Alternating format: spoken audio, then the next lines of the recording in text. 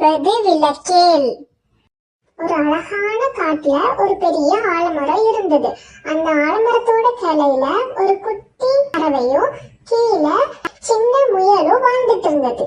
அந்த காட்டுல திடீர்னு குளிர் காத்து அடிக்க ஆரம்பிச்சிருச்சு. அப்போ அந்த குட்டி குருவிக்கு ரொம்ப குளிருச்சு.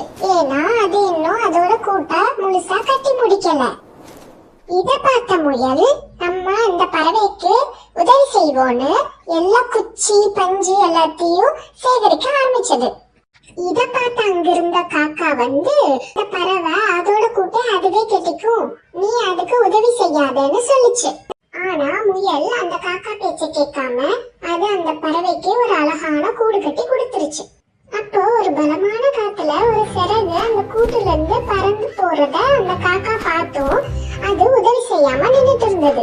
முயலும் குருவியும் படுற கஷ்டத்தை பார்த்துட்டு அந்த காக்கா ஓடி போய் அந்த சிறகை திருப்பி கூட்டுக்கு எடுத்துட்டு வந்தது. அப்போ அந்த குட்டி பறவையும் முயலும் ரொம்ப சந்தோஷம் ஆயிடுச்சு.